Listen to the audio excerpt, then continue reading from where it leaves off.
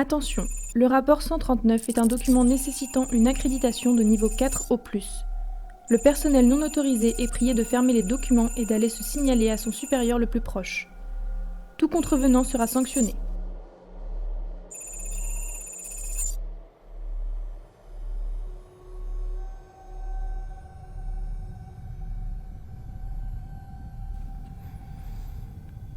Je m'appelle Joseph Grimson. Je suis l'encadrant scientifique sur le vaisseau de transport interplanétaire, le Serenity 3. Nous avions pour mission de rejoindre la planète Mars, d'effectuer une descente et de refaire le chemin inverse pour rejoindre la Terre. Notre mission consistait en l'étude de la migration des liquides organiques et l'analyse des sous-systèmes contre les vibrations en microgravité. Nous étions fiers de pouvoir participer à la 3e mission du genre en direction de Mars. Dans un premier temps, tout s'est passé comme prévu. Nous ne relevions aucun écart de système et le moral de l'équipage était constant. Cela est évidemment calculé. Quand on envoie pendant 1 an et demi 6 personnes dans une boîte en métal coûtant le PIB du tiers-monde, la moindre des choses c'est d'être sûr qu'ils ne fassent pas tout foirer.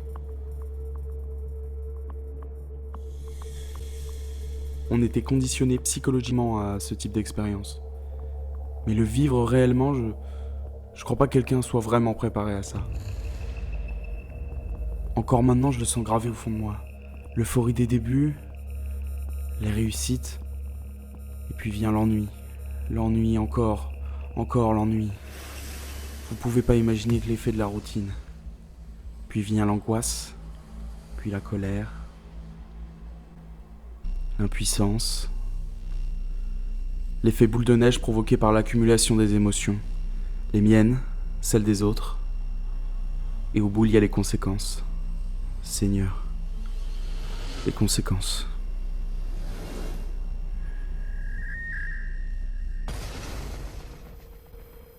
C'est 7 mois après le départ que nous avions perdu tout contact avec la Fondation. Plus aucune transmission, nous n'avions aucun moyen de les contacter. Le commandant Murphy n'a même pas scié quand notre ingénieur déclara que la panne ne venait pas de nous et que c'était de leur côté qu'il fallait réparer. Cette femme était d'un calme remarquable. Alors que nous étions livrés à nous-mêmes, lancés à pleine vitesse vers une planète inhospitalière, elle nous a tous regardés et nous a simplement dit « Nous n'avons désormais plus aucun moyen de contacter la Fondation. Face à cette situation accablante, nous allons suivre le protocole et continuer la mission, coûte que coûte. » Afin de ne perdre aucune donnée, et comme le préconise le sacro-saint protocole, nous avions commencé à enregistrer chacun de nos faits et gestes sur des bandes sonores, afin que l'on puisse les étudier une fois rentrés sur Terre.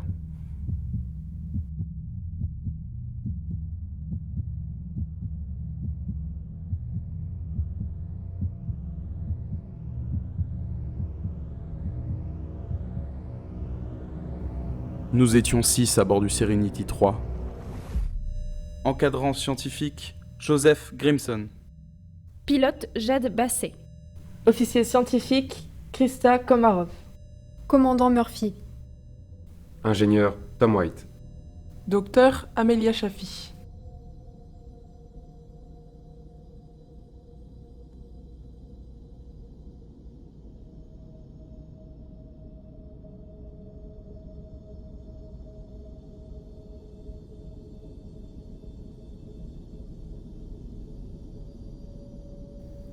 Cela fait maintenant plus de 8 mois depuis le départ de la Terre.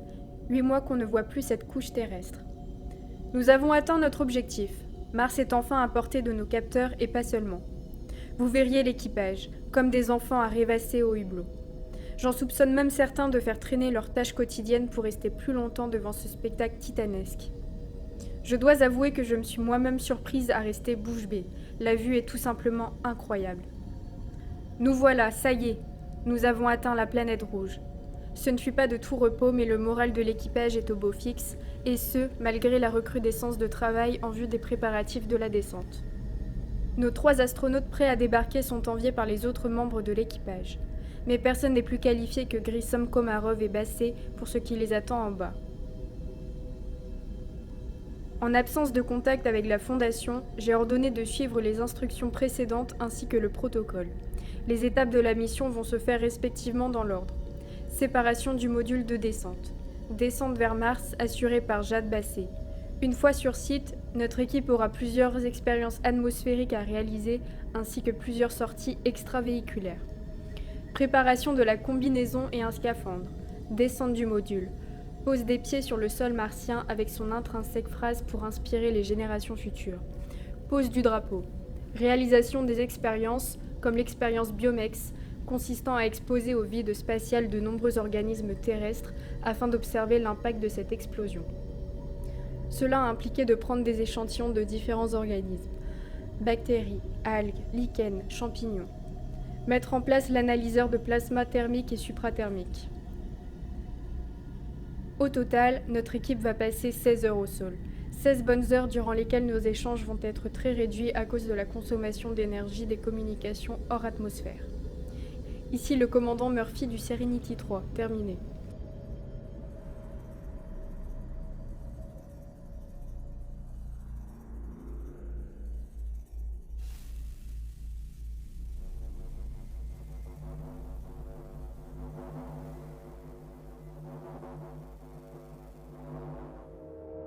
Écoutez-moi tous. Je vais vous briefer sur ce qui vous attend tout en bas. L'atmosphère de la planète rouge est très différente de la nôtre. Son air est composé de 95% de dioxyde de carbone, donc c'est très difficile de respirer. Faites donc bien attention à vos combinaisons, mais normalement, elles ont été conçues pour ces expériences. Bonne chance pour la descente et tâchez de nous ramener des échantillons exploitables. On compte sur vous. Votre combinaison de refroidissement par liquide et de ventilation est conçue pour tenir un maximum de 12 heures à l'extérieur. Faites bien attention à vous et revenez-nous vivants. Ne vous inquiétez pas, commandant. Tout va bien se passer. Rendez-vous dans 8 heures.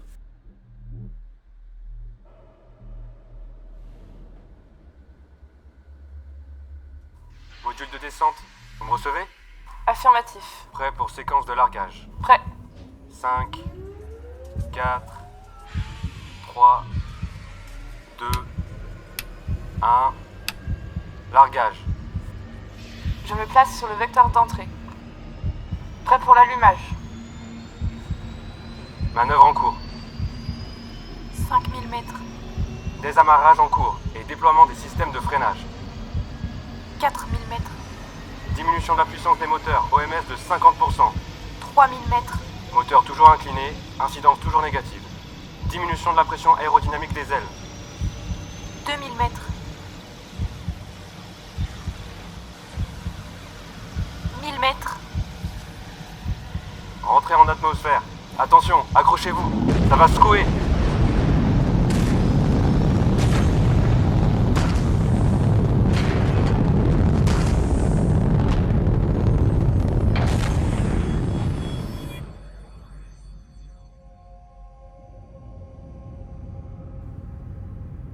Nous avons posé nos pieds sur Mars depuis maintenant 6 heures, oxygène stabilisé, et les équipements sont tout à fait opérationnels. Nous suivons le programme d'expérimentation prévu, mais l'excitation nous a même fait prendre de l'avance sur le planning. Nous avons effectué 3 sorties extravéhiculaires. Le désert martien est tout simplement éblouissant. Ce sentiment que chaque pas que vous faites, chaque roche que vous déplacez, chaque nuage de poussière que vous soulevez est le premier qu'un être humain n'ait jamais fait, est totalement indescriptible.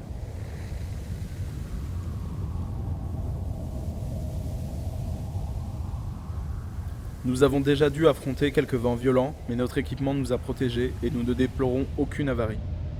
Il nous reste plusieurs préparatifs avant le décollage, mais chacun ici attend avec impatience notre dernière sortie extravéhiculaire. Terminée.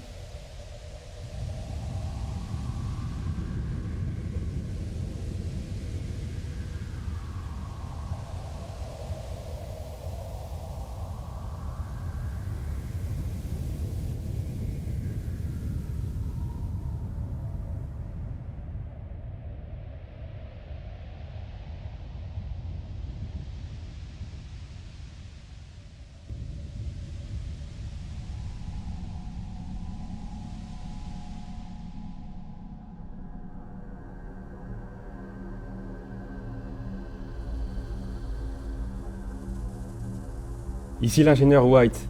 J'enregistre cette entrée depuis la baie du Serenity 3. Nous sommes allés à l'encontre de notre équipe descendue, il y a de cela 16 heures au sol. Je veux pouvoir recueillir les impressions du premier équipage humain à être allé sur Mars et à en être revenu vivant. Que s'est-il passé? Où se trouve l'encadrant Joseph? Mon commandant, Une tempête nous a brutalement frappés venant du sud-est. Nous sommes remontés à bord le plus vite possible comme spécifié dans le protocole en cas d'urgence. On a attendu, mais il n'est jamais remonté et impossible de le localiser. Son communicateur ne répond pas. Juste le bruit blanc d'une forte pression, comme de l'oxygène. On a bien tenté une nouvelle sortie, mais la réserve d'oxygène nous a permis de ne survivre qu'une quinzaine de minutes, pas plus. Se pourrait-il que sous le choc, son casque se soit brisé ? Mais que faisons-nous ? Je pense que c'est malheureusement trop se risquer que de descendre pour aller la chercher. Nous ne pouvons pas abandonner un compagnon. Laissez-moi recharger les accumulateurs et le filtre à air. J'y retourne. Non. Vous restez à bord de ce vaisseau. Il serait insensé de retourner sur Mars et de risquer de plus grandes pertes humaines. C'est un ordre, Krista.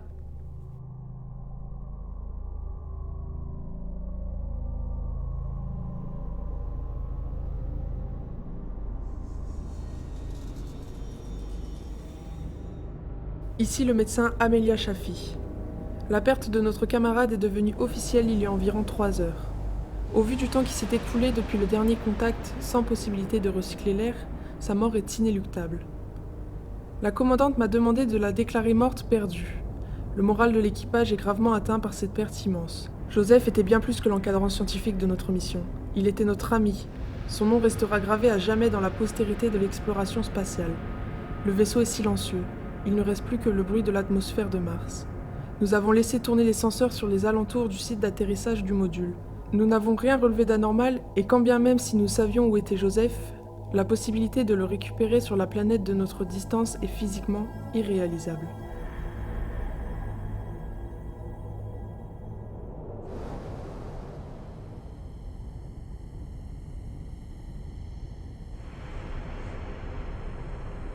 Bonjour, ici l'officier scientifique Krista Komarov. Je fais cet enregistrement sur ordre du médecin de bord. Je n'arrive pas à dormir depuis plusieurs jours. Au début, je faisais des cauchemars où j'entendais des bruits qui venaient de la coque extérieure. Puis, petit à petit, les bruits ont persisté quand j'étais éveillée. Je suis consciente que c'est impossible, mais je les entends. Ça tape, ça cogne contre les parois. J'ai même l'impression d'entendre des cris. Je pensais que c'était mon imagination, mais maintenant je n'entends plus que ça. Et si Joseph était revenu avec nous ? Cette simple idée me hante. Je n'en peux plus, je ne dors plus, je ne mange plus. Je pense sérieusement... Puis-je vous parler ? J'étais en train de faire l'enregistrement exigé par le docteur Shafi, commandant. Ce qui s'est passé en bas n'est pas de votre faute, Krista, et vous le savez. Si vous m'aviez laissé recharger et y retourner, j'aurais pu sauver Joseph. Que je vous laisse y retourner, pour que je vous perde vous aussi, et que je vous attende, que le vaisseau prenne du retard sur le planning prévu, perdant l'énergie nécessaire au retour et que la mission soit un échec. Nous devions suivre le protocole. La mission, le protocole, il n'y a que ça pour vous. Il est mort asphyxié sur un caillou à plus de 60 millions de kilomètres de chez lui. Je ne serai pas le commandant d'un 3e échec. Calmez-vous, Krista, et regardez les choses en face. Me calmer ? Vous pensiez qu'il était calme quand privé d'oxygène il s'est étouffé dans sa combinaison ? Krista, calmez-vous, rasseyez-vous, je vous prie.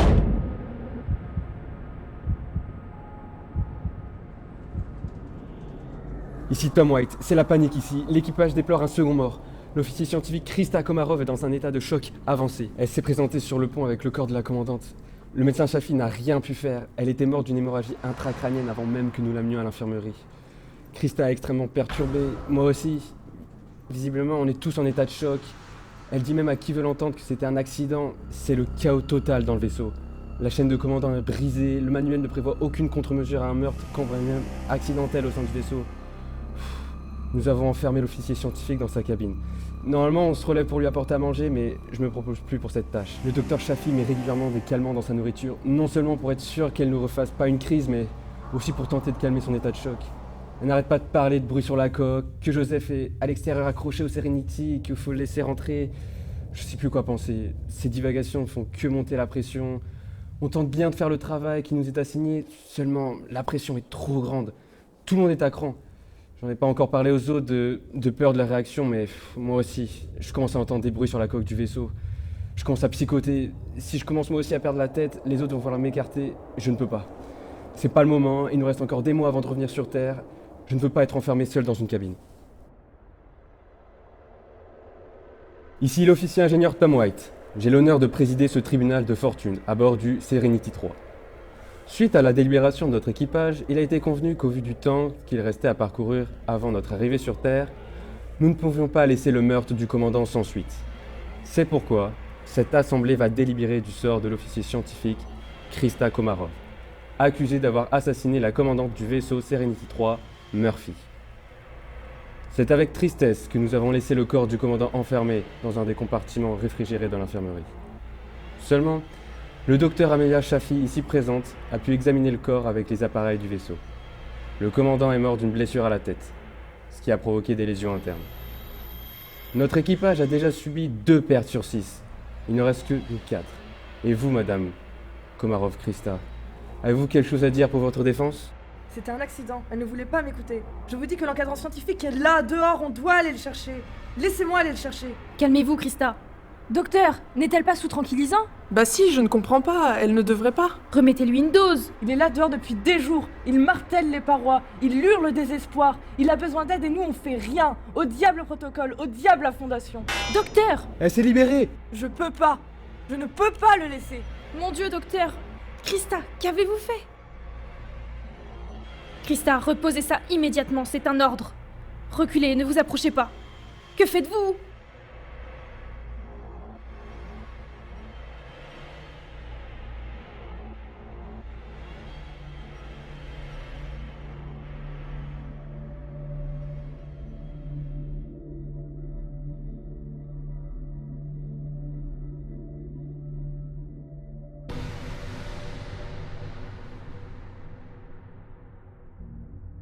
Rapport de l'équipe d'intervention FIM Epsilon 5 dirigée par le docteur.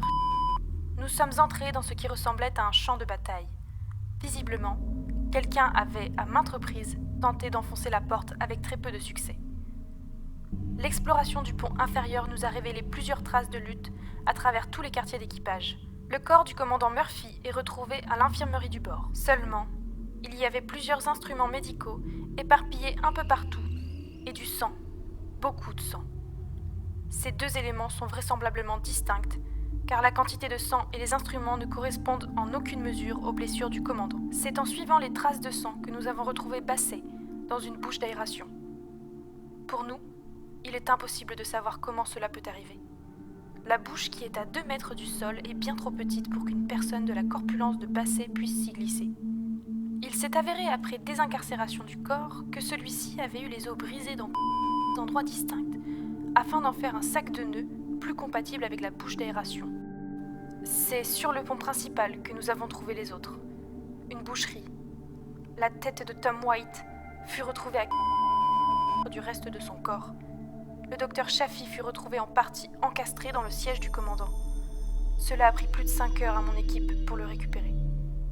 Enfin, l'officier scientifique Krista Komarov a été découverte au centre du pont, prostrée dans une combinaison spatiale, le casque posé à quelques mètres d'elle. Elle était couverte de sang, que ce soit sur et dans la combinaison. Ses yeux ont été...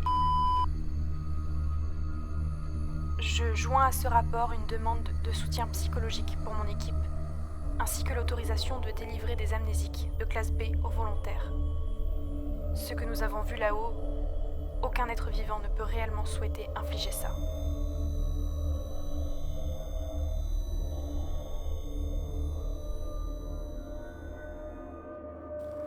Addendum. Commentaire du Dr Briggs. Le fiasco du Serenity est le 3e échec du projet. C'est pourquoi la direction m'a nommé à la barre. Il est devenu évident que les précédentes méthodes de recrutement ainsi que celles de conditionnement n'ont pas produit de psyché suffisamment solide pour le voyage. C'est pourquoi j'ai autorisé le lancement de la procédure 111 Montauk. Nous entrons dans une nouvelle phase du projet. Les enfants, compris entre l'âge de 4 et 6 ans, arriveront dans quelques mois. Cela nous laissera le temps de tout préparer. Mesdames, Messieurs, nous allons avoir du travail.